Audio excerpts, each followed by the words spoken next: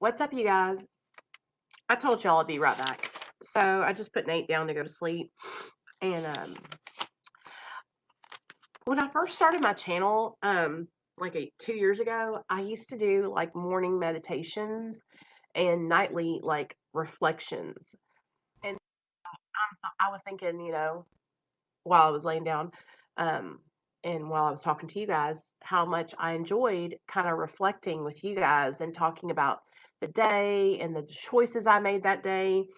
And so I was thinking that we could kind of do that right now, before we go to bed. Hey, Lakeisha. So, if you guys didn't know, I work the 12 steps. I'm currently in a process of transitioning from the AA 12 steps into the MARA 12 steps, which is Medication Assisted Recovery Anonymous. But I really, really love the program of AA. I just love the 12 steps. I think they're amazing. And so part of the way that I stay sober is by doing those steps in my life. And one of the steps is a 10th step inventory. And a day, it's like a reflection on the things that, you did that day. Hey, James. Hey, Deidre. Hey, Nicole. And you look back on your actions and you kind of just evaluate, what you did that day. If you were a good person, if you made any mistakes. Hey, Stephanie. Good job, girl. I hope you're doing good. If you have any questions or you need anything, you can call that phone number or text that phone number right there on the screen, and that will put you in contact with me, okay? If you have anything that, maybe you're concerned about or you're experiencing that you have questions about, you can text me at that 501 number. So, welcome to the family, girlfriend. Welcome to the family.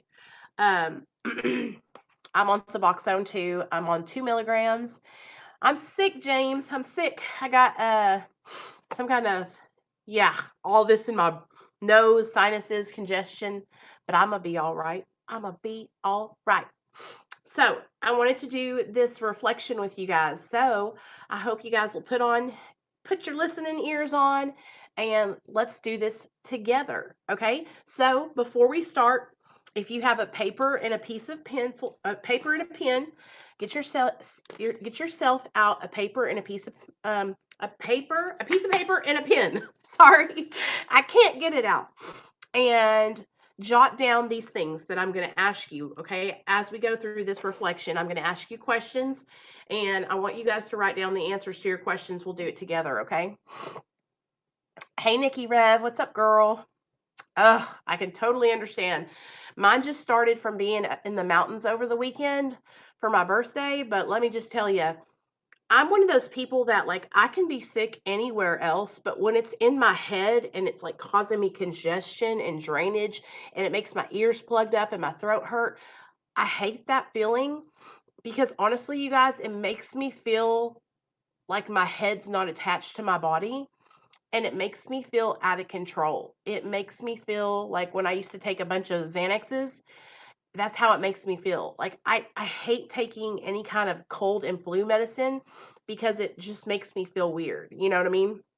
And so I just hate having this kind of, I don't like being sick. Okay, so here we go. This is on page 86 in the Big Book of Alcoholics Anonymous. For those of you guys that are new here, we are hella open-minded here, and we do read out of the Narcotics Anonymous basic text sometimes. We read out of the AA book sometimes. But the meetings that I facilitate here on this channel that are approved are MARA meetings, which is Medication Assisted Recovery Anonymous. And that program is a program that is all inclusive, non-judgmental, and it was created for people who are on maintenance medication and utilizing that in their recovery. And there's a list of the medications that they talk about in the MARA paperwork and in the MARA on the MARA website. So if any of you guys are like, MARA, what's MARA? Come and hang out with me on Friday nights. We go live every Friday at 7 p.m. Central Standard Time, and we have our Medication Assisted Recovery Anonymous meeting. It's usually jam-packed with a whole bunch of other people that are either on Suboxone, methadone, Vivitrol, Sublocade, all kinds of different medications that are used to treat substance use disorder. So y'all come and hang out with us because it's pretty awesome. If you're someone who lives in a state, thank you, Merck. There's the website right there, you guys. If you're someone who lives in a state where Mara does not have face-to-face meetings, you can go to marainternational.org and you can start a meeting in your city. They'll send you all the paperwork that you need, all the readings that you need, so that way you can start your own meeting. That way you can help people in your area because um, there's so many of you guys that have reached out to me that are on maintenance medication that have told me that you have never heard of Mara and that every time you've tried to go to other meetings, you've been judged or you've been told that you can't share because you're on maintenance, which just so you know, um, that is not the belief of Alcoholics Anonymous. Like people take people in the program take the program out of context, and that's their own personal opinions and beliefs. That's not the opinion of AA. So please, I just don't want you guys to ever get deterred from trying a program because of other people and their judgments. Okay, because that's not what the program is about. So let's get on to this meditation. We've done this a couple times before, but I think y'all really, really like it. So listen up. When we retire at night, we constructively review our day. So right now, it's time for us to retire. We're getting ready to go to bed. I'm in my PJs. I washed my face. I put my moisturizer on. Um, and now I'm going to start reflecting on the day. When we retire at night, we constructively review our day. Were we resentful? Okay, so let's get our pen out. So let's write down resentful. Were we resentful? Selfish, write down selfish. Dishonest, write down dishonest. Or afraid, and write down afraid. Hey, Rick James. Do we owe somebody an apology? Write that down. Do we owe an apology? Have we kept something to ourselves which should be discussed with another person at once? Secrets. Have we kept any secrets? Were we kind and loving towards all? Kind and loving. What could we have done better? Better. Were we thinking of ourselves most of the time? Or were we thinking of ourselves, or were we thinking of what we could do for others, of what we could pack into the stream of life? But we must be careful not to drift into worry, remorse, or morbid reflection, for that would diminish our usefulness to others. After making our review, we ask God's forgiveness and inquire what corrective measures should be taken. Okay, so we can sit here together and we can all reflect on our day, okay? And I really want you guys to dig deep, okay? Really, really dig deep. Anything, resentfulness, like, okay, let me tell you all about resentfulness. You could have a resentment, and it doesn't have to be like, me and my husband got into a horrible fight and he cheated on me and it's huge, huge ordeal. It could be a resentment towards the Kroger cashier for handing you dollar bills that were all crumpled up instead of giving you dollar bills that were straight and laid out. You know what I'm saying? Like, it doesn't have to be like something horrible, but the whole point in reflecting is by putting these things down and then letting them go. So that way you don't carry them into the next day with you. All right. So, was I resentful? Was I selfish? Okay, so selfish. No, I don't think I was selfish today. Sometimes I am, though. Like over the weekend for my birthday weekend, I was selfish. It was all about me. And, I wanted to have my way or the highway. And of course, my husband is so nice, you guys. He gave me my way. Was I dishonest? Did I tell a lie today? Um, did I omit the truth? No. Was I afraid today? A little bit. And I'm going to tell you guys why. The moment my throat and stuff started getting scratchy and I started getting this runny nose, I automatically thought, oh my God, I've been talking shit about this damn coronavirus, and here I am not feeling well. Hey, crazy legs. And so I was just like, oh my gosh, it just like, and it's not so much that I'm afraid for me, I get afraid for my son because he's so young, you know? So, yes, I had a little bit of fear today, but the beauty about recovery is that I don't have to let my fear take over. I don't have to let it control me and control my actions. I didn't lock myself in the house and hide out because of my fear, which is something that I used to would have done, you know? Do I owe an apology? And here's how I am. Like, I didn't come on today, and normally I try to come on, at least, well, I come on every day basically.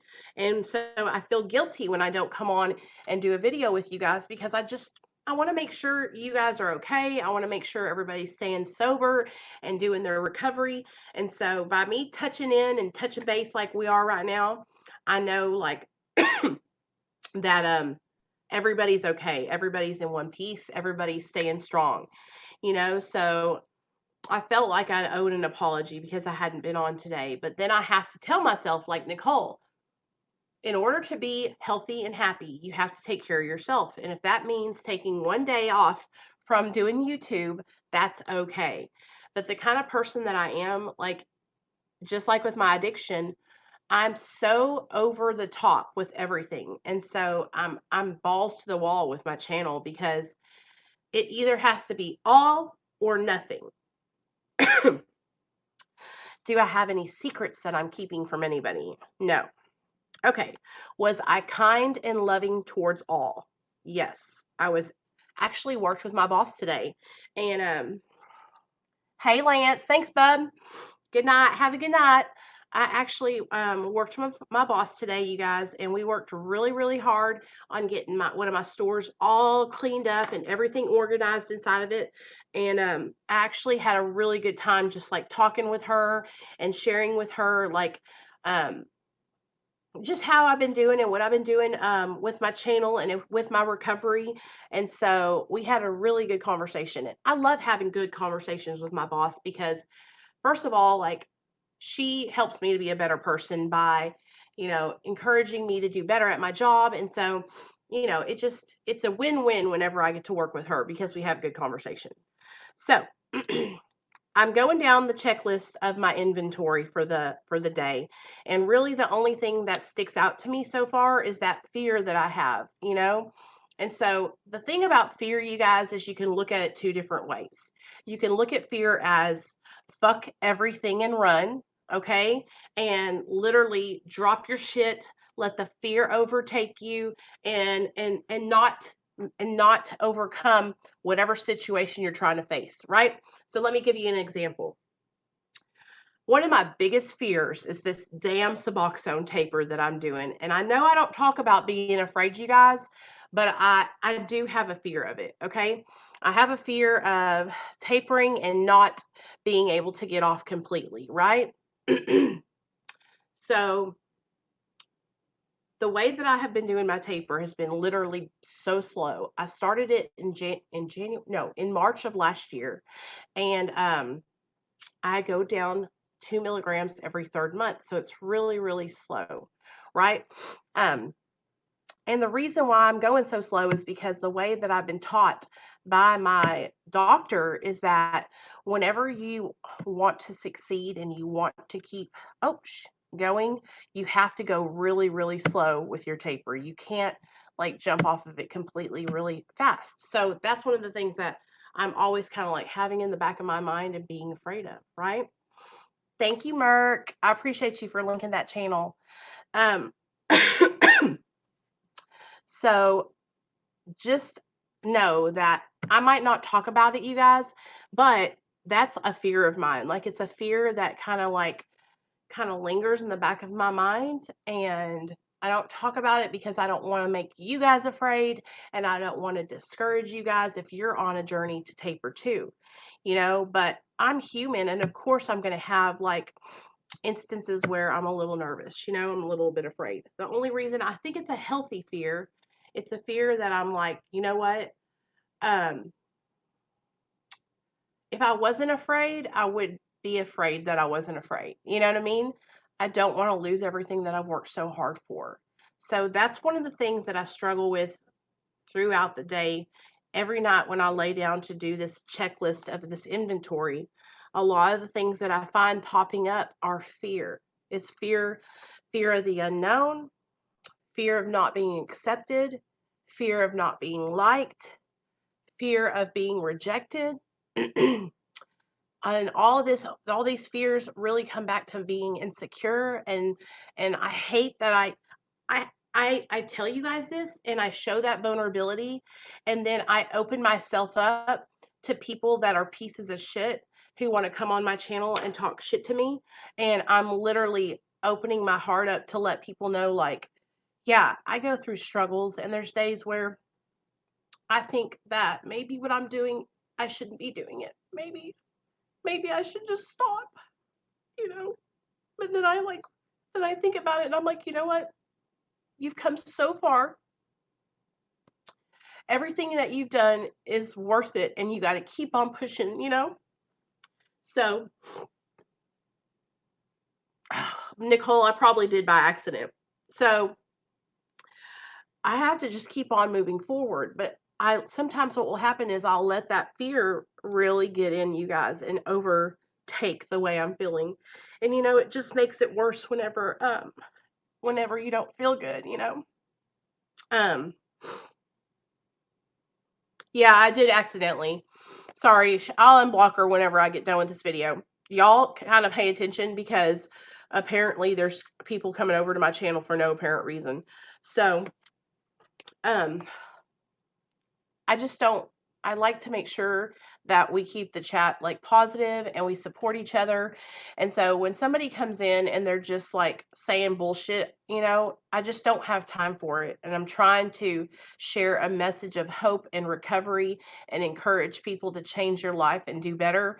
And it pisses me off more than anything when I'm literally showing and being vulnerable and sharing my heart. Um, and people come in and they don't even have any idea what I'm talking about. Like, that's not welcome here. And what we're about over here is we're about supporting each other and we're about recovery and we're about spreading that message of hope and recovery. So, um, the reason why I'm sharing with you guys these inventories that I do in the evening is because this is what helps me.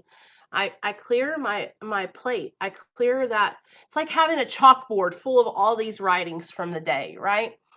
And so, in order to go into the next day with a fresh start and to start the day new and strong, I have to wipe that chalkboard clean, And so that's what we're doing right now. So yeah, I struggle with fear, and my fear usually links back to insecurity and fear of the unknown. And so the only thing I know how to do to fight that, you guys, is to keep exposing it, is to keep sharing it, to keep sharing about how I do struggle with it and how I am not perfect and how, yeah, I am afraid that I'm not going to succeed. And I know people are waiting for me to fail. I literally know that people are looking at their watches waiting for me to come on my channel one day and say, "I can't do this." Ah, da, da, da, da. And that just gives me even more encouragement and fire to want to prove every single person wrong.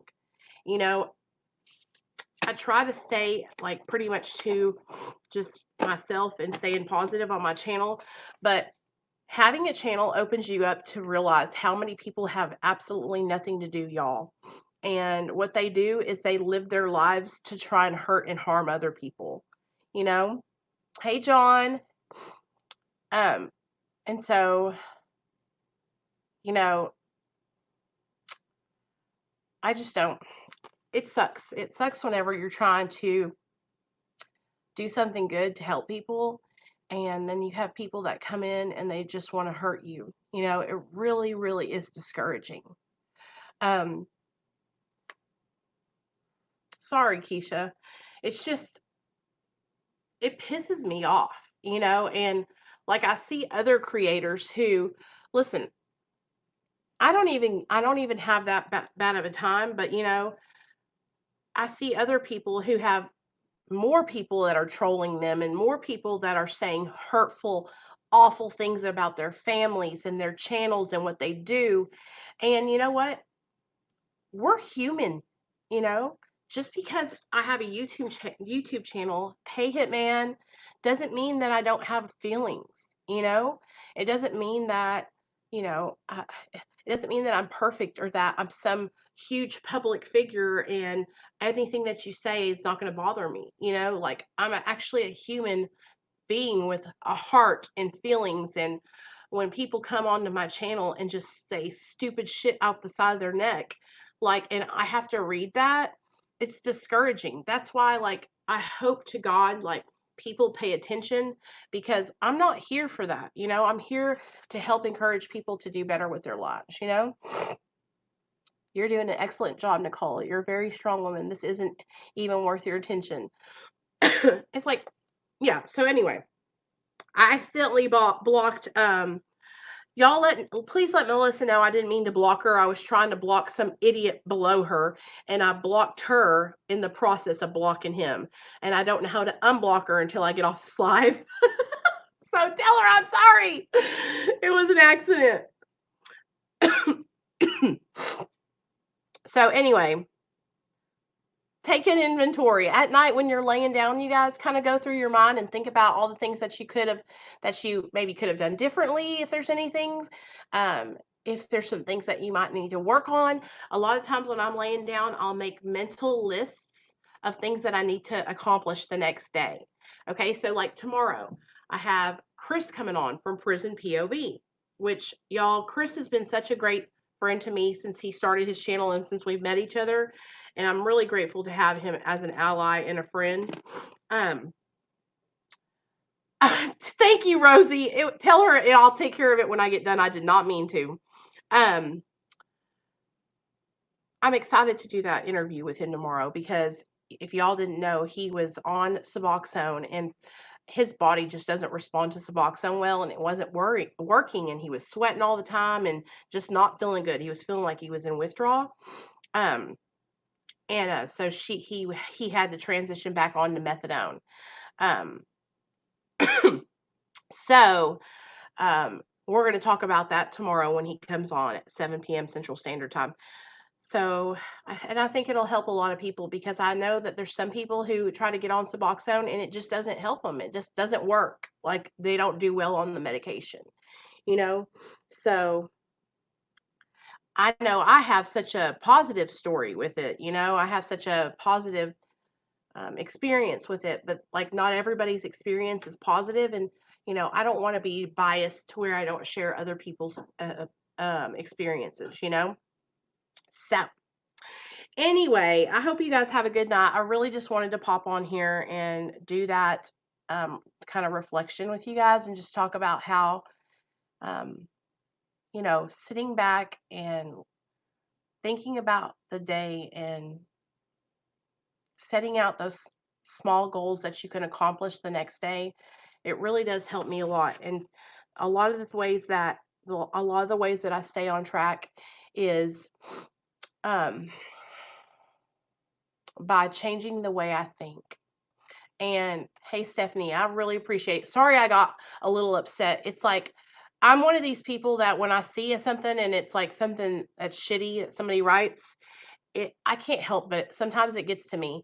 Um, Normally it'll just go on and I will read the comment and I won't say anything, but I think I'm just really emotional tonight because I'm not feeling good and it's fixing to be that time of the month. So I saw a comment and it pissed me off, and so it kind of just triggered me.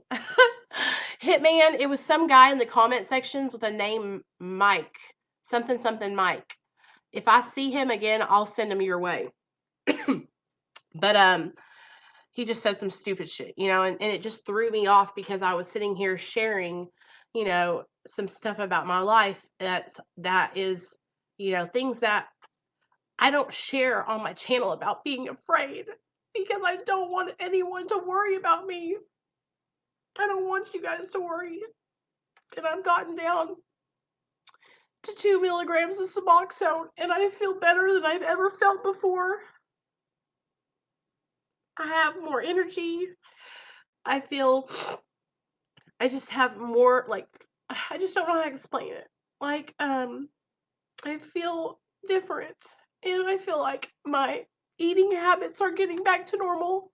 I'm not wanting to binge as much, and when I was taking a higher milligram of Suboxone, I wanted to binge on, like, sweet foods all night long.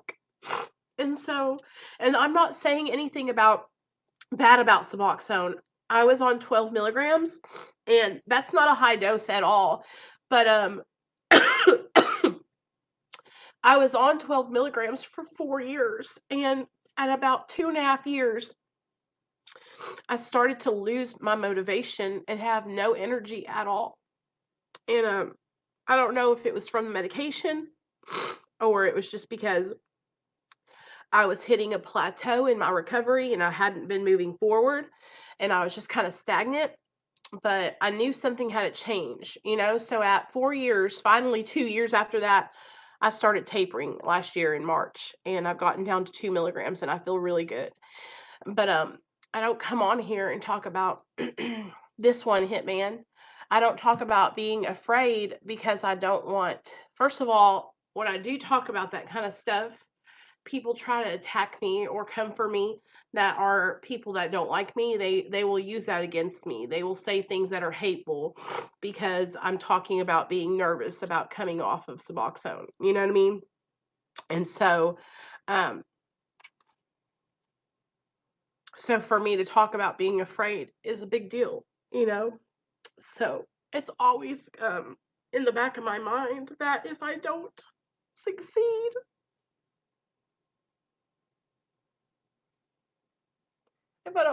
what will happen, you know? And I don't want to I don't want to disappoint anybody, you know what I mean?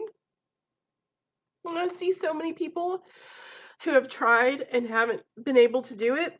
And so I keep on telling myself, like, okay, you watch this person, this is the way they did it, so you got to not do that. And then you watch this person, and that's the way they didn't, and they weren't able to do it, so don't do that. And so it's like I have this list, you guys. I have a diary of things that I need to do to make sure that I'm successful when I jump off, you know? And so I know I'm probably like really hyping myself up and making it a bigger deal than what it is. Yeah, we can share anything in Patreon. Thanks, Merk. I appreciate you for saying that. And we'll talk more about that, you guys, in Patreon because um anyway, y'all know the deal. If you want to join, it's only $2 and I'll add you to all the if you join my $2 tier, you'll get to be included in everything. Because one of the things that if you guys haven't noticed, thank you, Matt. I appreciate it. Um, and Nikki, I know, and I tell people that too. I say, you know, if you need to be on it for the rest of your life, that's okay. It shouldn't matter as long as you're healthy and you're happy and you're successful and you're doing well and you're able to take care of your kids and work a job and help others. Like, it shouldn't matter, you know, but I feel like what I've done is I've kind of like set this trap where I've set up this like I'm so I've set up this high expectation where I'm like, I've got to do this, you know what I mean? And so I just get a little nervous. And I'm telling you what, you guys, I know that, sorry, Hitman, I don't mean to cry. Like, I'm really emotional right now, you guys, and I'm not lying because I'm fixing to start my period. Okay, so y'all already know that I literally cry at the drop of a hat, but now it's just 10 times worse because I'm fixing to start my period. Sorry if that's too much information, but you know, that's just what it is. And I can totally relate. I watch so many people's channels. Like, I don't know if you guys watch Jaunt. Do you remember Jaunt? She jumped off of methadone and she is on her first day of no methadone today. And so I went over to her channel and I was watching her and I'm just so fucking proud of her because she's literally tapered so low and so slow until she jumped, and she's doing so good, and I'm so proud of her. And so I'm watching people like Jaunt and other people who have gotten off and are being successful, to encourage me, so that way it'll give me confidence to do it. But I just know that I just got to take my time and go slow. Honestly, like I don't go back and see my doctor until May, I think. So when I go to see my doctor in May, that's when I'll drop down more. And so right now, I'm taking 2 milligrams a day. So when I go back in May, I'll probably go down either a milligram or point 0.5. So anyway, I don't know why we're talking about this. I'm sorry that it went from reflecting on the day to me crying about being nervous about jumping off Suboxone. um, and I know it's totally normal to be a little bit afraid. And like I said, it's a healthy fear. It's just a fear that, I don't want to lose everything I've worked so hard for. I want to make sure that I'm making the best decision for my family and for myself, because me getting off Suboxone isn't only going to affect me. It's going to affect my son. It's going to affect my husband. It's going to affect my job. It's going to affect my YouTube channel. It's going to affect every part of my life.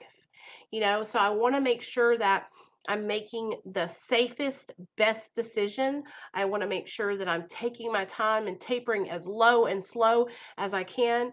And I want to share that with you guys, but I want to make sure that I'm telling you, like, just because I'm tapering doesn't mean that anybody needs to taper. Okay? Really, Merc? I think that might be what it is too, because I was on 3 milligrams, but I'm taking 2. And I just feel like I make it through the day fine. Like I'm not feeling any kind of withdrawal or anything, but I just feel like I don't know, I have these crying spells even more than I used to. And so I'm a wealth of information when it comes to Suboxone.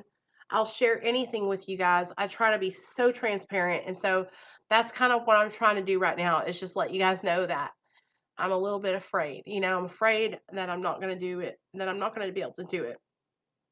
And I hate even saying that. Um, I hate saying, like, I'm afraid that I'm not going to be able to achieve it, because I feel like what I'm doing is I'm setting myself up to fail. So I've got to stop saying that. I'm going to achieve it. I'm going to do this, and I'm going to be successful, and it's going to be okay. You know, I teach you guys about changing your thinking and staying positive. And so I have to take my own suggestions, like I've got to stay positive. I've got to keep pushing forward. I was, Merc. You're right.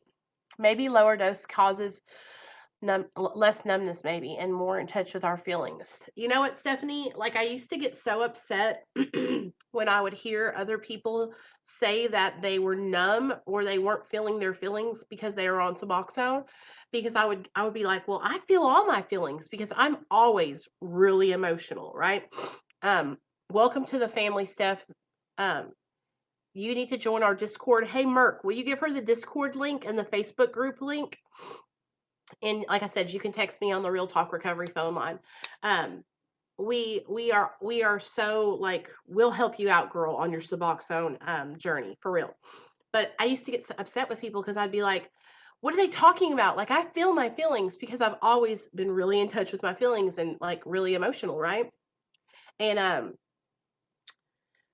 now I understand, like, because I feel like I'm feeling this like really strong wave of emotions that are even stronger than what I was feeling. Nicole, you are amazing. Don't you dare let those haters get to you. You make my days better with your videos. I need you. Thanks, girl. You're gonna make me cry. You're gonna make me get over here and cry. And Megan, I saw your comment last night about the makeup brushes, and so just so you know, I'm like all about saving money, and I'm not. I like to have really good brushes, but I'm going to tell you this: you can get brushes at Ulta by Real Techniques and by Morphe or It Cosmetics. It Cosmetics is a little bit on the pricey side, but Morphe and Real Techniques are very, very affordable. And as long as you take good care of them and clean them every so often, like once a month or so, they'll last you a long time. Keep them dry and clean, and it'll work out. I love you too, Hitman. Okay, I'll come over there and like them. um, what was I telling you guys? Okay, about the makeup. Okay, so a lot of the ladies, a lot of you girls have been saying, like, you need to do a makeup tutorial. You need to do a makeup tutorial. So, sometimes what I'll do is I'll get ready on camera and I'll do my makeup while we're talking about, recovery or whatever. But if you guys want me to, I'll do like a step by step tutorial and I'll pre-record it and I'll use my real good camera because I have a really good camera that will like zoom in and show the details because like I'm not a certified makeup artist but I'm self-taught and I used to work at a doing people's makeup for a living. So I'm pretty good at it. I'm really good at it actually. And so if any of you ladies have any like requests or any things that you're like struggling with, like skincare, or like if you're just anything that you need help with your face and makeup, just let me know because, um, yeah, I'll help you out. I'm really good at it. Like I can, there's a couple things I'm really good at. I'm really good at makeup and skincare.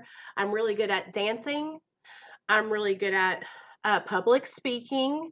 I'm really good at like helping other people and relating to them and being like on their level, like relatable. Like I can talk to people and they feel like they've known me for their whole life. And I'm a really, really hard worker when it comes to like going to work and doing my job. Like I'm very, very, very hard worker, very consistent. Um, my work is something that I really take pride in. So, you know, I'm not like full of it or whatever, but I know what I'm good at. You know what I mean? So I would love to help any of you guys that, want to do your makeup or learn anything. I would love to do that with you guys because I know we talk about recovery from addiction over here on my channel, you guys, but I want to share like all about me with you. And I want you guys to, not just come here because you need support, which I love that you do that. But I want you guys to come here because you enjoy being with me and you want to hang out and talk and all that kind of stuff. I know when I got stable on my methadone dose, all this stuff came rushing at me all at once. And I think you said me and Nicole were talking on the phone the other day. She had texted me and she was talking about how her emotions just started flooding in when she got stable on her methadone. And so I think that's really normal. Like the rush of emotions when you come off of drugs or you're getting stable on your medications. Lakeisha, I love you too, girl. I'm so glad you're here too. And I'm so glad that we found each other. Um, I think it's normal to be like overly emotional, especially whenever you've stuffed your emotions down for so many years because of drugs and alcohol. I've struggled like because I was so numb that I never cried. I never really felt any sadness or any pain or any I was just very monotone. And so, hey Tara, yeah, it does. Suboxone does help with that. If you want to, you can text me on that phone number right there and I'll help you out, girl. Um, so you're on 15 milligrams of oxycodone trying to get off, but I have severe pain. Does that medication help with getting off oxycodone with pain? So absolutely. Where are you located? What state are you in? Let me tell you about transitioning from Suboxone or from Oxy to Suboxone because I was shooting Oxys. Okay. I was shooting probably like over 100 milligrams a day because I would buy those 30 milligram Roxys, the little blue ones. Um, when I transitioned onto Suboxone, you guys, I had been off of opiates for over 30 days. And so the reason I got on Suboxone is because I was really, really struggling with cravings and just wanting to get high, wanting to go out and relapse. And so, Idaho, okay. Let me look on my computer. I was going to tell you. So here's the deal, Tara. Have you ever tried to get sober from Oxy with just cold turkey, or like with a program like AA or NA? Because here's my suggestion, Tara. Before I tried Suboxone, I had tried to get sober through AA and NA like 10 times. I went to rehab 5 times, and I was in and out of meetings. Okay. Tried to get a sponsor, working the steps, all that stuff. And I kept on failing. All right. And so this is my suggestion. I always say if you can try to get sober without getting on medication first, I would give it a try first, because here's the thing, Tara. Suboxone is an opioid. And so when you transition from Oxy to Suboxone, once you get leveled out on your Suboxone, hey Ben, you're going to have to taper off of that eventually. Okay? Yeah, Stephanie. So Stephanie, if you go to meetings like in real life, Stephanie asked a question, you guys. She goes, does anyone know how to get a sponsor? So when you go into a meeting, girl, you just walk in and you sit down and you listen to what people are saying, right? And listen to the different people that are sharing. And when you hear somebody that maybe, I want you to really listen though, and feel the people out, make sure that, it's somebody that, you really can relate to and that you look up to. You want it to be somebody that, you want what they have, right? And then you just ask them, hey, will you be my sponsor? But Stephanie, and I'm not trying to discourage you or anything, but my experience being on Suboxone and going into meetings and sharing that I was on Suboxone, um, just be careful, because there's a lot of people that are going to be very judgmental, and they're not going to accept your recovery. Okay. It might not happen. They might welcome you with open arms, and that's the way it's supposed to be. But in my experience, I've been to many different places, and they didn't accept me and told me I wasn't in recovery because I was on Suboxone. So Tara, I'm not a medical, this isn't medical advice. I'm not a doctor or anything, but in my personal experience, to taper off of Oxy, um, what I would do if I was in your situation, if you have a prescription where you're like, you're going to have it every month, I would start tapering just low and slow. If you're doing 15 milligrams a day, I would say the first week, why don't you take away 5 milligrams and go down to 10 milligrams and stay at that 10 milligrams for like, you could stay on it for a week, even 2 weeks if you want to, until your body gets stabilized at that dose. And then take away another 5 milligrams and stay at that for about 2 weeks and let your body stabilize at that dose. Once you get down to that last 5 milligrams, I would break it down into smaller pieces, like take away 1 milligram and stay at that dose and let your body stabilize. Then take away another milligram, stabilize for 2 weeks, take away another milligram, stabilize until you get down to, 1 milligram, and then jump. And when you jump, you'll probably have a little bit of withdrawal, but it won't be anything compared to what it would have been if you jumped off cold turkey all at once. Listen to her, because it's actually much easier to go through opiate withdrawal as opposed to synthetic opiates. Yeah. And so thank you, Roro.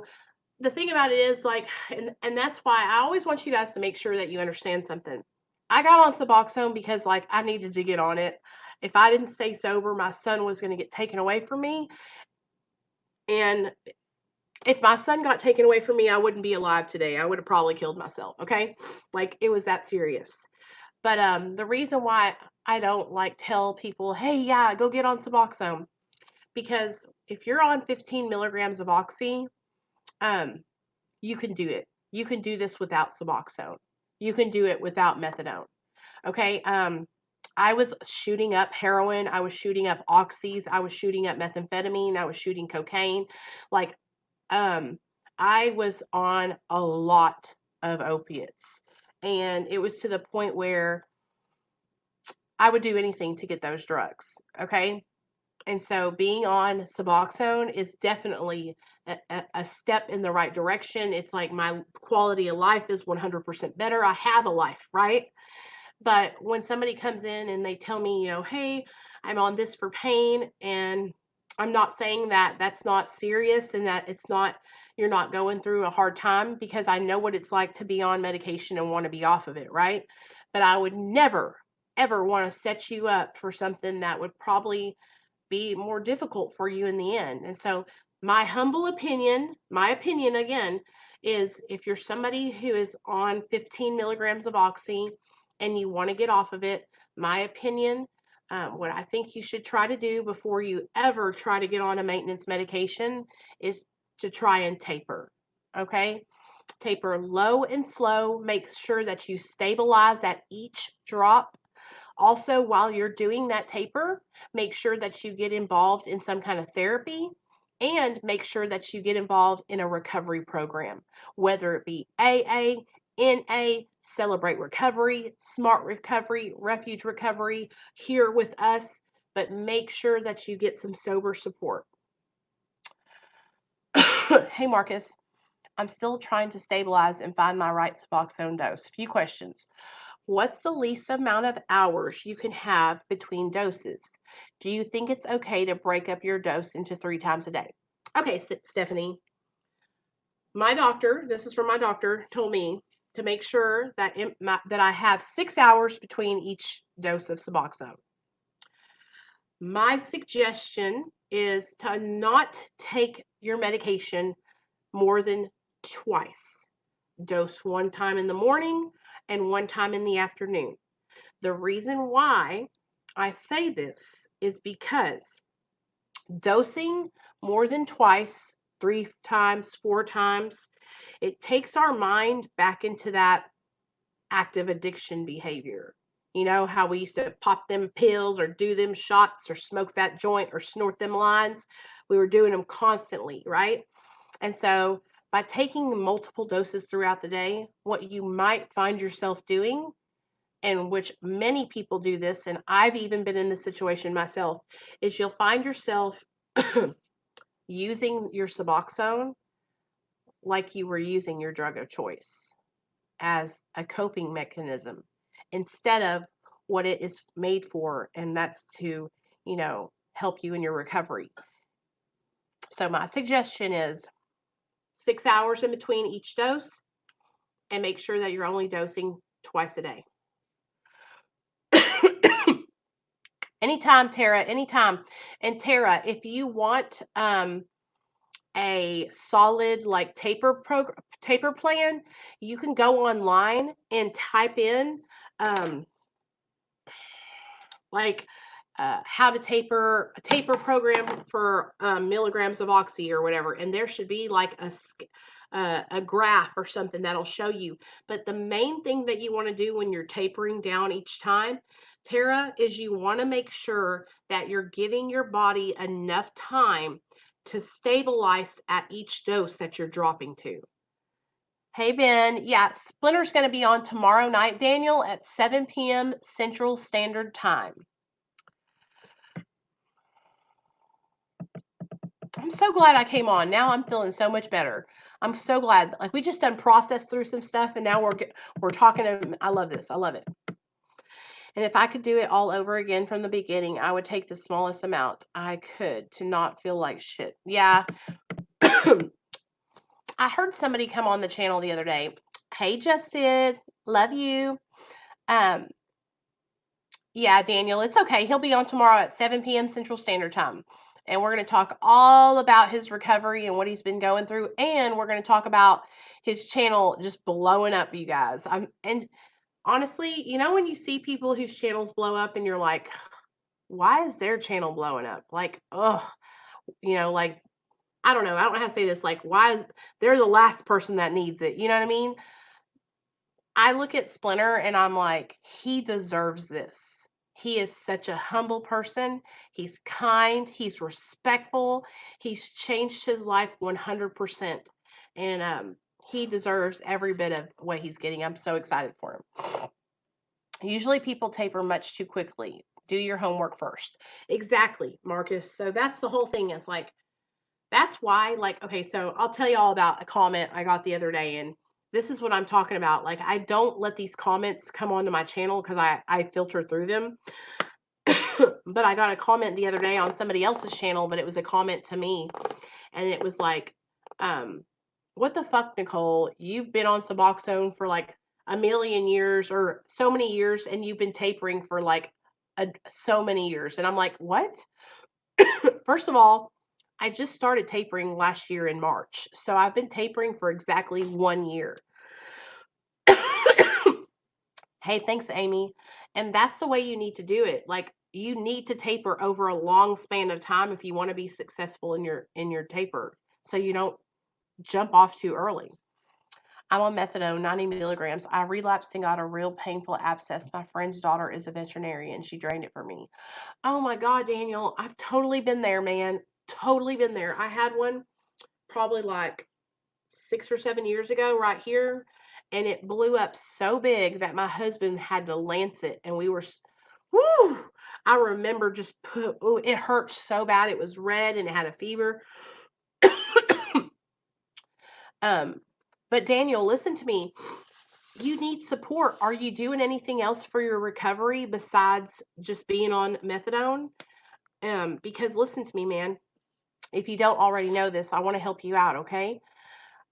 Whenever I got on Suboxone, like I had this idea that I was going to get on this medicine and like my life was going to be better and things were just going to fall into place, right? But you know what I've learned? I've learned that just getting on the medication, it's not going to change anything. And just like I was telling you, Stephanie, when we get on the medication, if we don't change our behaviors and um, do things differently and learn new ways to cope with life, then we're just going to find ourselves in the same predicament with methadone or Suboxone that we were in when we were in our drug addiction. So if you're on methadone and you're not doing any therapy and you don't have recovery support, I really want to push you. I want to urge you to get into some kind of therapy and find yourself a strong recovery support system. Another thing people need to realize is the half-life of Suboxone. It's usually about 48 to 72 hours for people, which means the amount of time it takes for the opiate to get down to 50% of its potency. Yeah, so a lot of the times what people don't understand is that let's say I've gotten down to like zero point 0.5 milligrams and it's time for me to jump, right? I'm going to jump off the Suboxone. I can jump off the Suboxone on Monday, and I probably won't be into full-fledged withdrawal until Wednesday on Suboxone. At least that's my experience with my body, is that it's usually the third day when I really start feeling that withdrawal. I'm going to meetings 4 times a week, but I went into isolation, talked myself into a few beers, and using seemed like a great idea when drunk. It always does. And don't those beers just Daniel, I totally relate, man. When those beers get in you, it's like everything just ah. That's why, listen to this, Daniel. Last year, me and my little boy, we went out to eat Mexican, and this lady was sitting beside us, and she had this really frosty, like lime margarita with salt around the rim. And I could feel like my mouth watering, when you get that watering feeling. And I was like, damn, I'm literally like salivating looking at this margarita. And I was thinking about, hey, I should get one, I should get a margarita and just relax. It can't hurt nothing. And I sat there and then I looked across the way at my little boy and I thought, yeah, it will. Because if you take that margarita, that's not going to be the end of it. You're going to take that margarita and then you're going to drive down to the dope man's house and you're going to relapse. You're going to get pills, you're going to get Xanax, you're going to get some dope, and it's going to be all bad. Hey, Kenneth, what's up, buddy? My plan was just to drink and go to bed. It didn't work. It's okay, man. But you know what? Sometimes we make mistakes like that, and we have to do that to learn a lesson. I don't know how you are, but I know for me, in my experience, I always had to I always had to fuck some shit up to really learn a good lesson, and I think that's why, like, I have such a fear of failing and losing everything because I know what will happen and I know how fucked up it'll be, and I don't want to. I don't wanna lose everything I've worked so hard for, and so, um anytime, man. Daniel, welcome to I don't know if you have been subscribed or if you're new or not, but welcome to the family, man. You're always welcome here. And we don't I I need you guys' help. Okay. I'm gonna ask y'all to do me a solid. I need you guys' help. There are so many people who are on methadone and who are on Suboxone who need to know that we are here, that Real Talk Recovery is a channel, you know? Did you really, Daniel? Well, hell. He dumped me. We're over. Um, oh, have you, Kenneth? The good news is that you now know you can't have a couple beers. Exactly, Mark. We learned from that situation. Um, we need people to know that we're here, and I got some comments last night, and I got who was that? I don't know the guy's name or the girl's name, but two really good comments, you guys, that were like, um they had no support, and they didn't even know that there was anything like this channel out there for people that were utilizing maintenance medication, and that they were so grateful to be able to be here, and so that tells me there's a need. There is a need for a platform where people don't have to worry about being judged and can come and talk about being on maintenance medication and can share what they're going through. And like I said, I'm not a doctor, you guys, okay? I'm not a doctor, but I will work my hardest to make sure that I give you guys factual information, that I share with you guys information that is not only, safe, harm reduction. Okay. Whenever I share these things with you, like, I'm trying to take myself out of the equation and to remove my experience and let you know what I think would be the safest thing for you. There certainly is a need. The internet can be used for good too. Hey, Margie. Nicole, that guy. Yeah, Kenneth, why? What's wrong?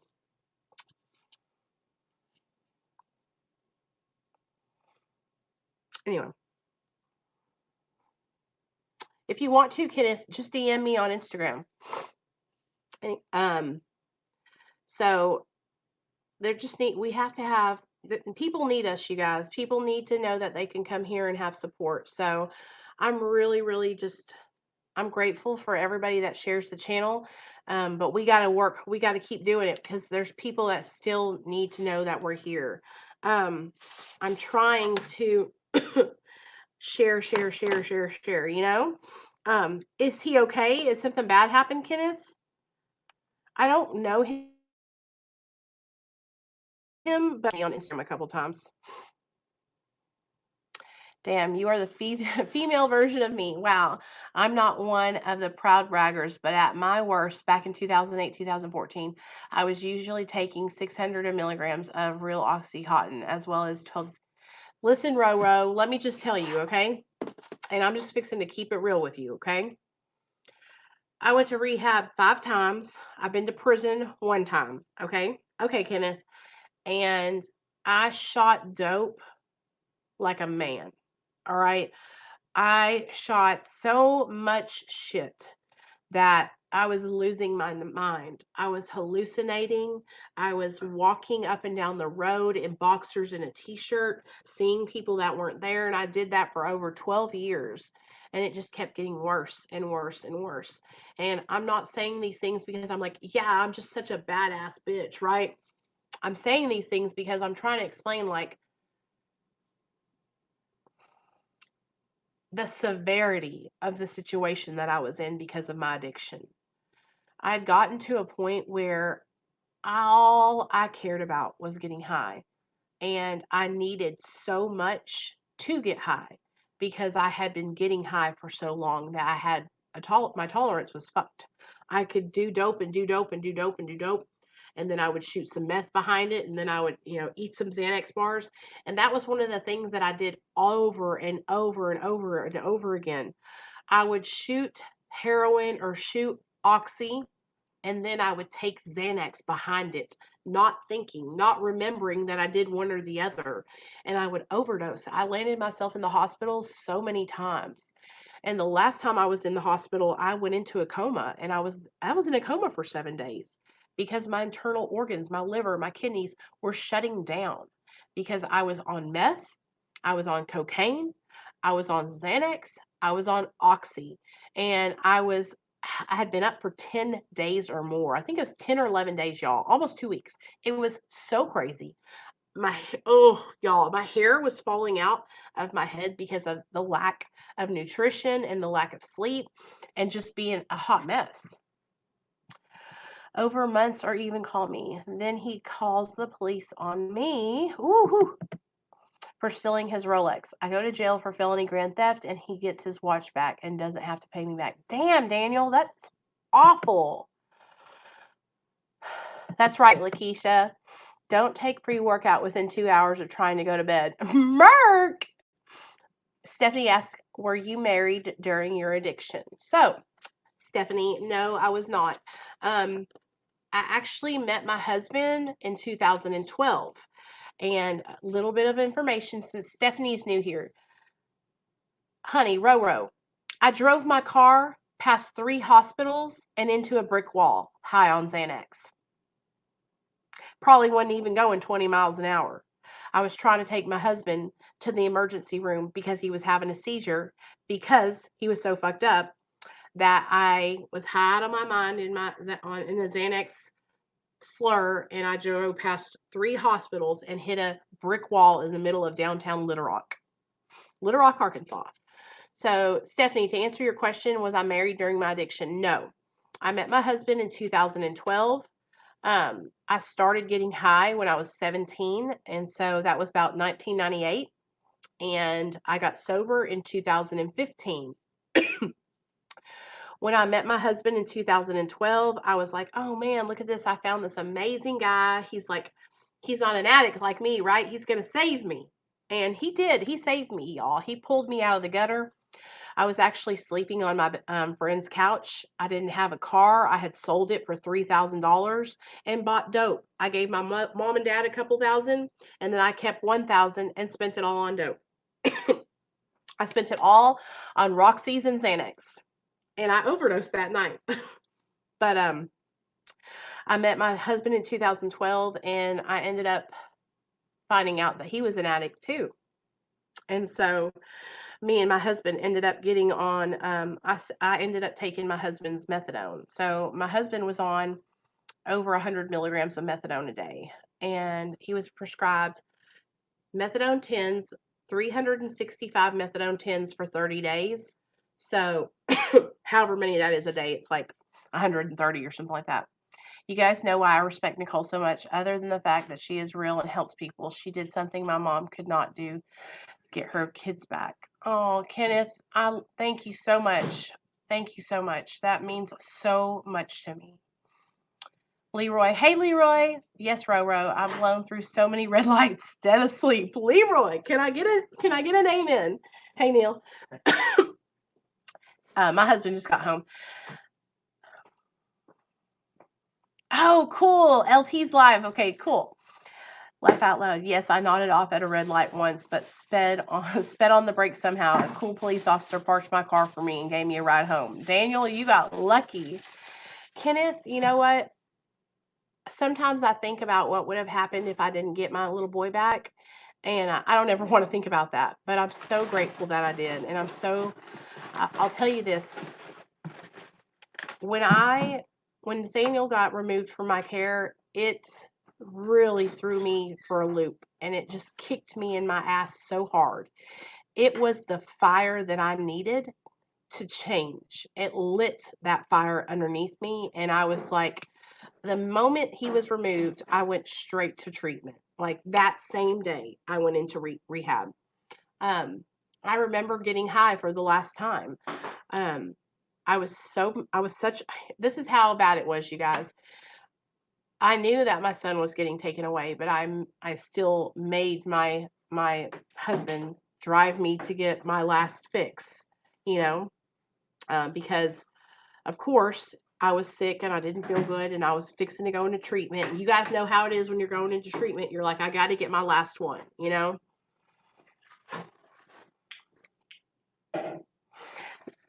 Police found me 3 times asleep at red lights due to Xanax. Stephanie, you're part of the family, girl. Welcome. You fit in just fine with us. I made fettuccine Alfredo, and you can use those Olive Garden breadsticks. Thank goodness the police officer wrote down the address where my car was parked. He knew I wouldn't remember the next morning. Oh, I know that. One time I lost the keys to my car in a bar parking lot and never found them. My mom had to bring me my spare keys. You're lucky, Stephanie. Yeah, girl, you found people just like you. How did you find my channel? When did you find me? Some of my siblings tested positive for meth. My mom would blame everyone but herself. Hey, Kenneth, let me tell you something. Did you see the new series that I'm doing on my channel, Addicted to Crime? I started this new series, and basically what it is it's crimes that have been committed while the person is under the influence of drugs or alcohol, or both.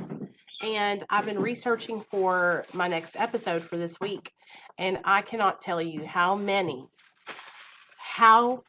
cases I have found where children are being removed from their parents' care because they're testing positive for methamphetamine.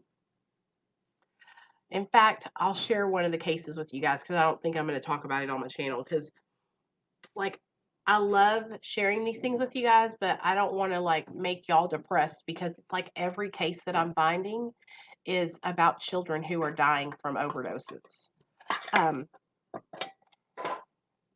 Chick with the eyes. Yes, Margie. Yes. I was YouTubing Suboxone review. Really? Did I pop up first or was I like way down the line? I need to know this. Hold on. I'm going to go grab my phone real fast. Hold on, guys.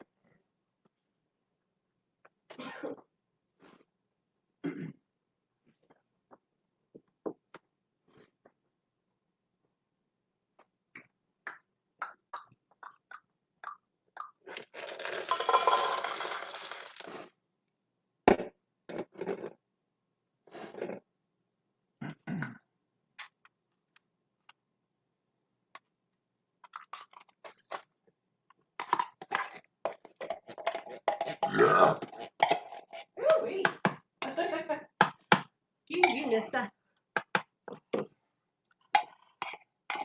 Good night, Merc. Really? That's awesome, Stephanie. That makes me so happy to hear that.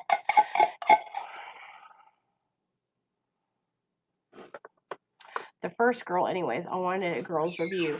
Okay, so let me share something with you guys. If you have any more questions, Stephanie, go ahead and ask them.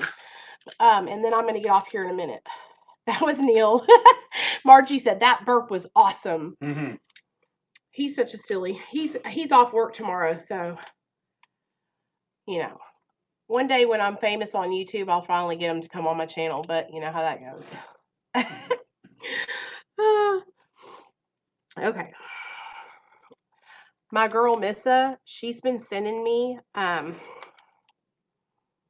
she has been sending me, you guys, all these links to these cases. So I want to read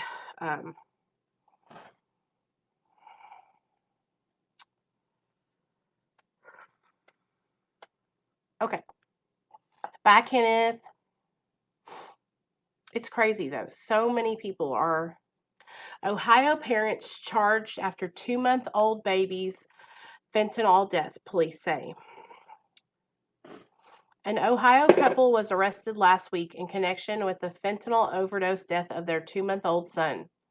39-year-old Aaron Schumar and Hazel, both of Hilliard, each face a child endangerment charge and 2 drug possession counts. The police arrived at their home on September 1st to find Raiden, the little boy, unresponsive. Unresponsive? Sorry. I don't know how. Oh, thanks, Roro. Welcome to the family to you too. I'm legit. You say I'm too legit to quit? Hey, yay. Suboxone has definitely taken away all physical withdrawals and urges to use, but I still think about it daily. Do the thoughts stay? So, let me share something with you, Stephanie, okay? What you're going through is absolutely normal, okay? There is a way to. Okay, so I think about drugs too. Do I obsess over drugs anymore? No. Okay, so that's what we got to get you away from. It's normal to think about drugs because we're addicts, okay? That's what that's what we've done for so long. It's like muscle memory to us, you know? And I would be lying to you if I told you that, oh, I never think about getting high. I hate it so much. I loved getting high. It felt good, right? But what I didn't like was the things that happened after that. You know, I didn't like losing my son. I didn't like, um, disrespecting myself and my the person that I was with, my husband. You know, I didn't like lying to my parents. Bye, Lakeisha. Love you, girl. You know, I didn't like doing those things. Those were the things um, that made it bad. The negative things. You know. So let me tell you about it. What I had to start doing was I had to start learning how to cope with my life without changing the way I feel. Okay, so life is going to happen, right? Nothing's going to be perfect, especially now that you're not on drugs. You're going to feel things 100 times more. You're going to cry, you're going to laugh, you're going to be angry, um, and it's going to feel like a lot all at one time. But what I have done is I've worked really hard on getting in conscious contact with my higher power, which is God, and working hard on having that obsession to use removed. And the way you do that is addiction. The opposite of addiction is connection. Okay, we're addicted because we isolate, we hide out. We are the only thing we're connected to is our drug of choice, right? So when you get sober, you have to turn all that around and do the exact opposite.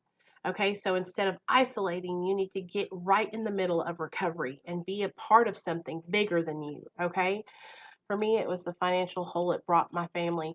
I'm eager to see how my life will be now. Girl, it's going to be on and popping. Um, you should join Patreon, girl. It's $2, and we have a bomb group of women in there, and it's like Leroy's in there, Merck's in there, and 24 other people are in there. And it's a support group, but you don't have to, but it would be cool if you want to. Anyway, sorry. The obsession to use drugs and alcohol, sometimes it can be so strong, right? Well, let me tell you about this. You're only powerless over drugs and alcohol if you're putting that shit into your body, okay? Here, I'll send you the link. It's right here. Some of it's on YouTube. Some of my meetings are, but I'll show you. Yeah, it's cheap too. Like, I'm not over here charging an arm and a leg. Patreon.com/real talk recovery. There you go. If you just click that link, it'll take you to it and you can join it. You'll see. It's awesome. And we're having a meeting on Thursday night, and it's just patrons only. So it's Thursday at 7 p.m. Okay, Amy. Bye, girl. Love you. So let me tell you about first. We're gonna get through this, and then I'm gonna let you guys too. Okay, let y'all go to bed. Um, I used to think about getting high all the time, and when I got sober and I got on Suboxone, and I saw the devastation, and I saw everything that my life, came to because of drugs. Right? I saw how bad.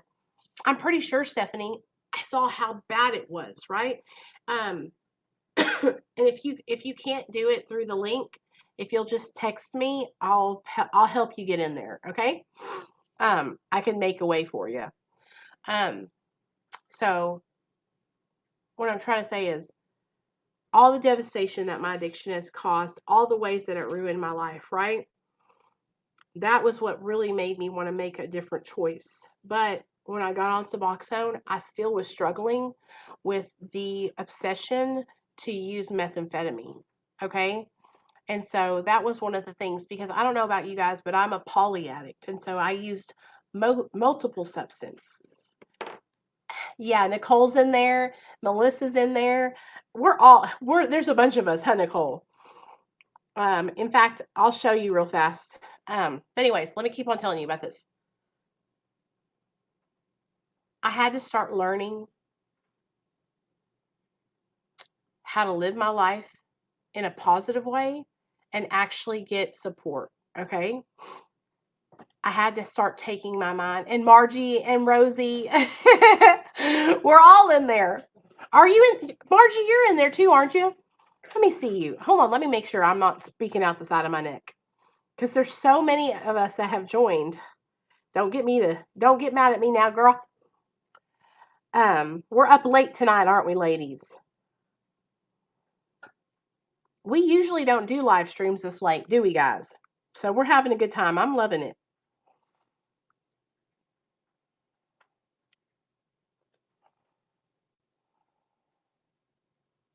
Oh, what happened, Daniel?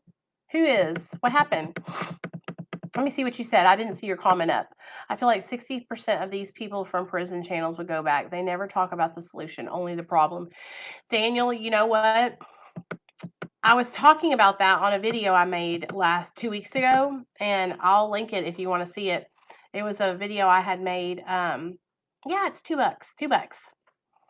I'm always negative at least once a month. Oh, Margie, I understand. I understand. But don't feel bad. It's okay. I understand. I would never ever ever want to make anybody no, no, no. You do what you're doing and I don't want you to feel bad. Roro, you're in SoCal? So let me tell you, changing your perspective and focusing on recovery and actually um like uniting with people, Stephanie, who are in recovery is going to help you stay sober, okay? And I want to tell you, this is what I'm trying to get to. The obsession to use, it can absolutely be removed. Okay, listen to me. I promise you, I haven't obsessed over getting high in years. And I can 100%, I will get fleeting thoughts. A thought will come in and I'll say, yeah, that could be a good idea. And then automatically, I will go to what would happen if I did that. How is this going to affect my life? What will the consequences be?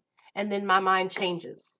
And I've done that over the last 4 years. I practice changing and thinking in my mind, playing the tape all the way through. Okay? Playing the tape all the way through. Instead of thinking, oh, I'm going to get high and I'm going to feel good, play the tape past the feel good point. I'm going to get high. I'm going to feel good. And then what's going to happen after that? Then you're going to feel guilt. You're going to feel shame. You might wreck your car.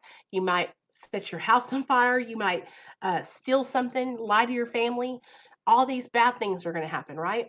That's what happens. So we have to play the tape past that good initial feel good feeling, that instant gratification. Okay.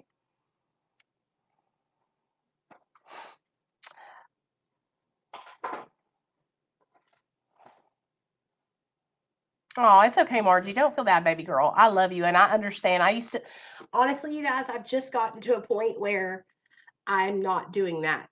So I used to do the same thing, Margie. I used to drop my account down that low too. So don't worry, I can relate. I can relate. You did too, Daniel? Okay, so I hope that helped answer your question, Stephanie. Yes, you can absolutely get to a point where you're not obsessing over drugs anymore and you actually don't want to get high anymore and you actually want to have a good life. And I think that you're already getting there this early in your recovery. So as long as you stay on the right path, Stephanie, listen to me. Get involved. Get right in the middle of recovery and get you a good sober support. Get women that will support you and that will help you stay accountable, okay? It's going to make such a difference in your life and your recovery. I promise you. I promise you. I'm finally over the obsession. It's the withdrawal, and I'm never looking forward to it ever again. Fuck that feeling, right? And Ash, so and it happens like I feel like for me, one day I woke up and I was like, it's been 6 months since I thought about getting high on methamphetamine, because that was methamphetamine and Xanax was something that I always thought about, even though I'm on maintenance medication. I don't know what it is, but my mind would always tell me like I need meth. I need meth to get skinny. I need meth to lose weight. I need meth to have energy, right?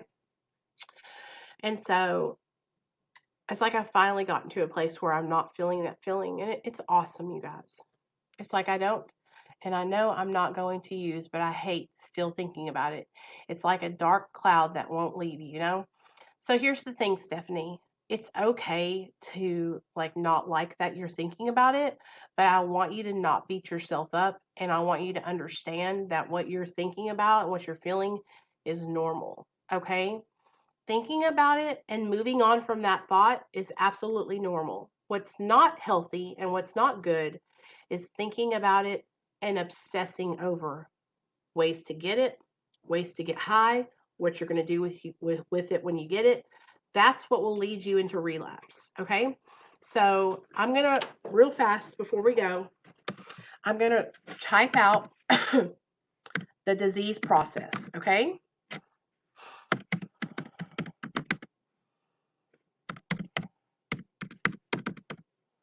I know y'all know this. Oh, shit.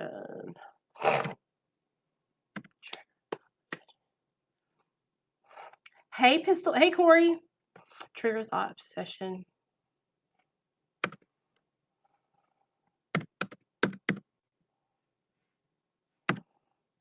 Use TTO. Vicious.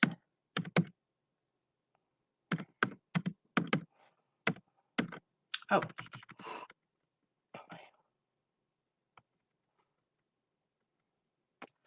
Spree.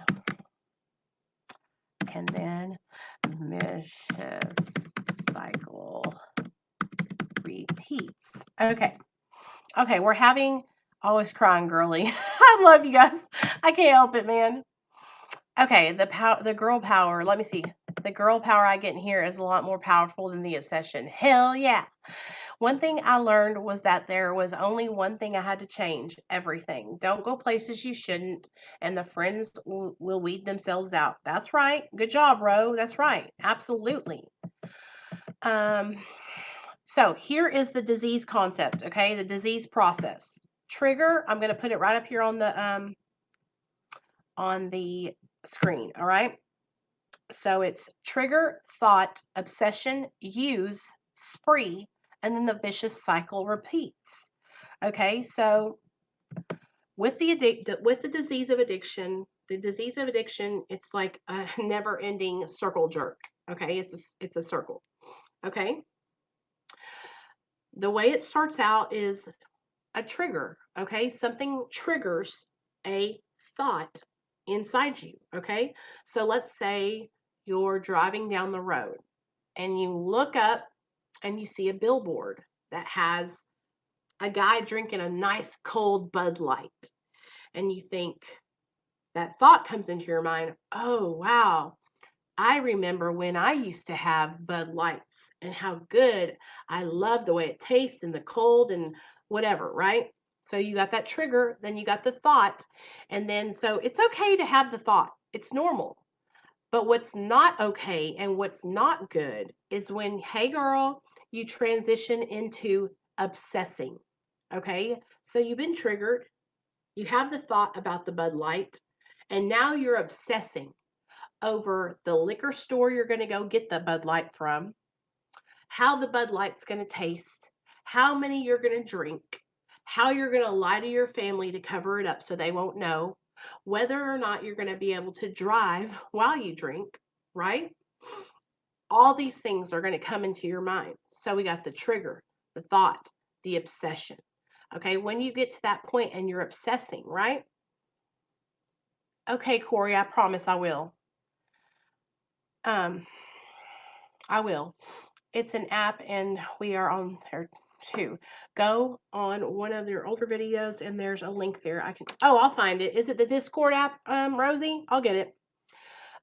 So are you listening, Stephanie? Trigger thought obsession. So the obsession is when you're obsessing over the how, the why, the when, the what you're going to do, how's it going to feel, all these things. Okay. And once you get to that obsession, it's almost impossible to turn yourself back around. A lot of people don't understand that. The trigger and the thought, that's just like right when you get started. And when you're in that trigger and that thought mode, you can change your thinking. You can turn that around, right? And that's what we have to work on is changing the way we think, changing the way we react to a trigger or a thought, right? Okay, so trigger thought obsession. All right. If you can't turn it around and you're into obsession and you're already on your way to the liquor store, you're relapsing, right? Okay, so you relapse. You use. The next step is using. All right. Now you've got the liquor in you, the cocaine in you, the Xanax in you, the meth in you, whatever it is, the heroin.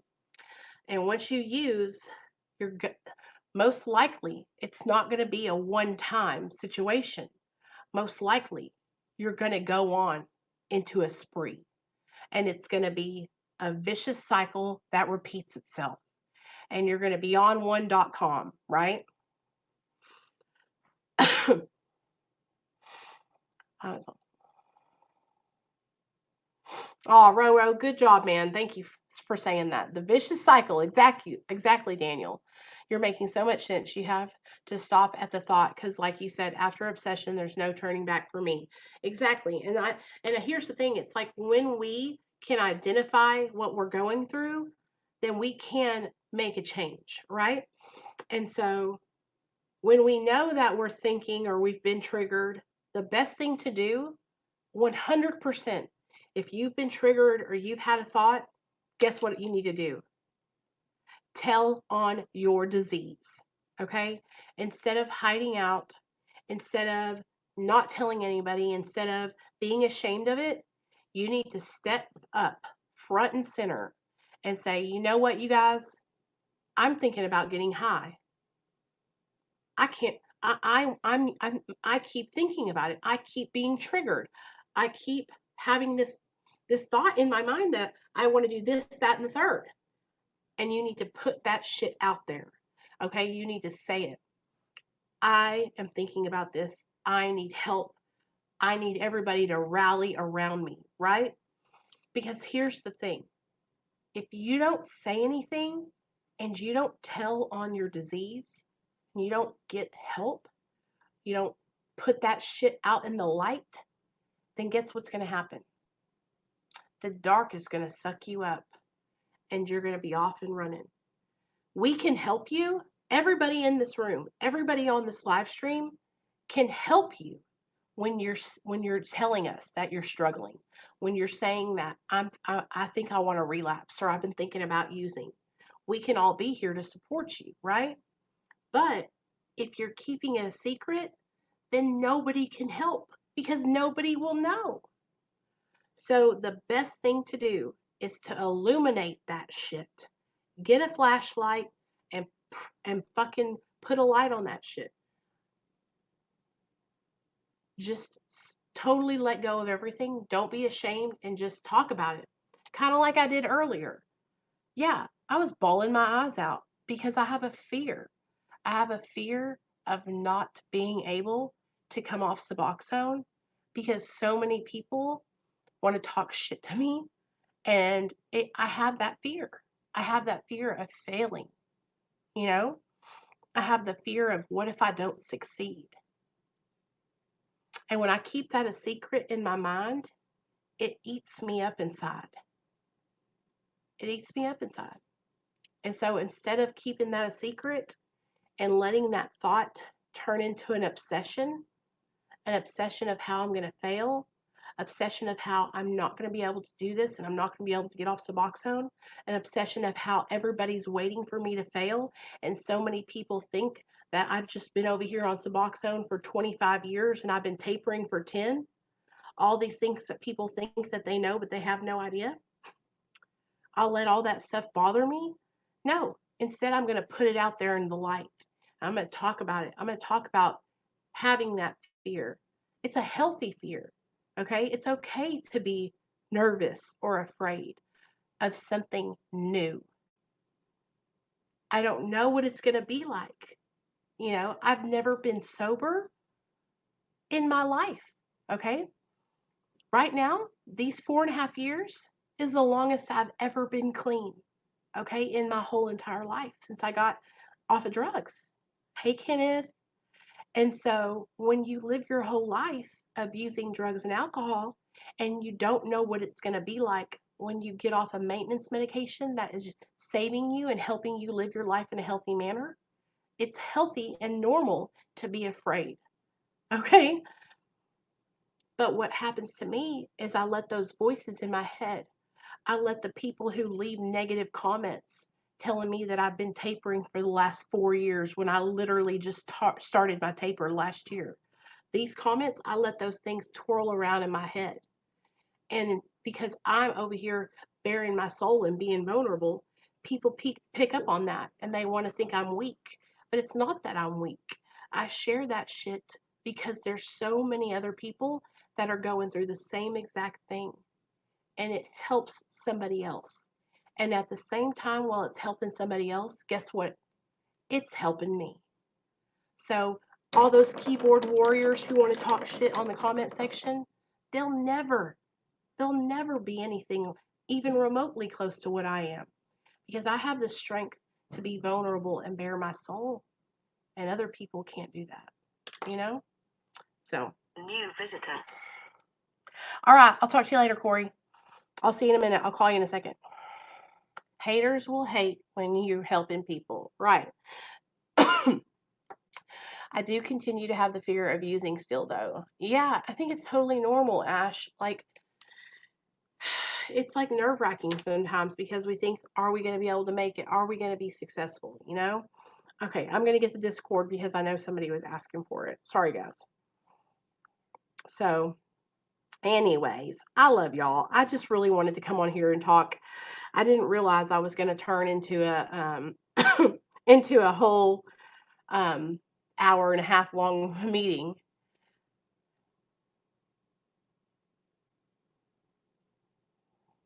Margie, he is proud of me, and I know that he watches me, and he thinks that sometimes I know that he wishes he could do the same thing, and but he gets kind of nervous and stuff, and so um, we both have our strong suits, and like where I'm strong at certain things, um, he's not, and so we are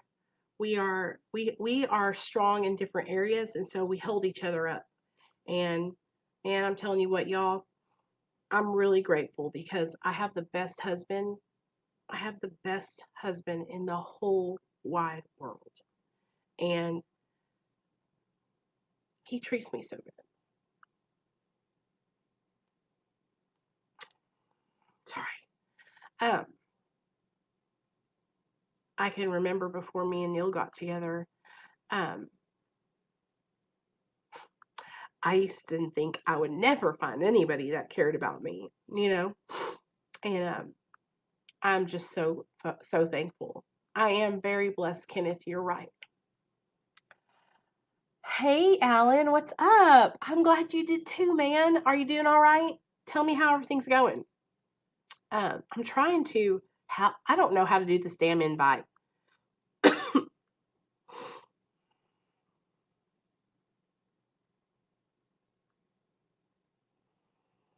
Mm,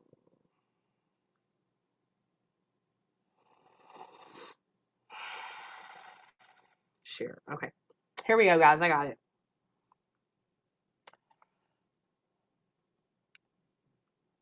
I appreciate you too, Margie. You know what, girl? I love you to death. I love all of you guys so much. Conquering fears, being responsible, accountable, and handling emotions are not an addict's strengths. Phew, you're telling me, Daniel. That's right. We have to practice and learn. And that's what imagine like that's what I'm doing, you guys. I'm practicing and I'm learning right here in front of y'all's eyes. I'm practicing and learning right here on display for the whole world to see. And so sometimes it can be a little bit scary, and I do get discouraged a little bit because, it hurts my heart when people come at me about things that, I'm trying to do better. I'm trying to be a better person. I'm trying to do the next right thing. And so sometimes it can be a little discouraging. But anyways, okay, I'm linking all these. I'm linking Patreon. There's our Discord. Um, and Stephanie, that's exactly how it is. It's literally, it's your higher power, girl, because he brings us all together, because he knows exactly what we need when we need it. So, anyways, I hope you guys have a really good night. I'll stay on here all night because I'm just, I'm in a talkative mood now that I'm feeling a little bit better that I got to come on here and talk with you guys. So, John, this is the girl I was telling you guys about. um, it's okay, Alan. You know what? You're going to stick it out with us and you're not going to have a slip up because we're going to help you stay accountable, okay? Jaunt's first day without methadone, you guys. How are you feeling, girl? I was just talking about you earlier. I was telling everybody that you gotten down to you're off of your methadone.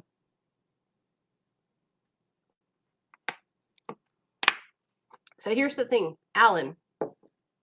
You don't have to slip up, okay? You can do this, all right? But the thing about it is, Alan, is that you need accountability. You need a support system. You need a group of people who are going to help you stay accountable. And you need to reach out and you need to get help and let people know that you're struggling before you relapse. Okay. So, like I said, y'all come over and join our Discord, join the Facebook group. Don't be shady. Yeah. And listen, I did the same thing for so long. I would like literally I would just not say anything. I would act like I was okay when I really wasn't okay. You know what I mean?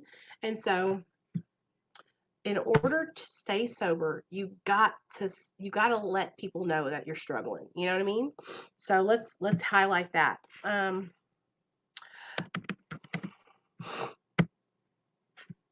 Okay. I like to call it telling on your disease. Tell on your addiction.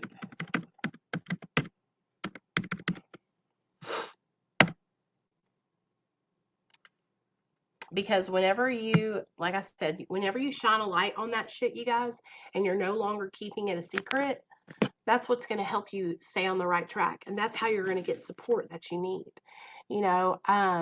I used to think like meetings and support groups were like bullshit. But ever since I started my channel, I cannot tell you guys, like, it has changed my life. And I have so much support because of it. And it has helped me stay accountable. And I'm just so grateful. I'm so grateful. So, if you're somebody who struggles staying sober, my biggest tip, my biggest advice to you would be um, to, you know,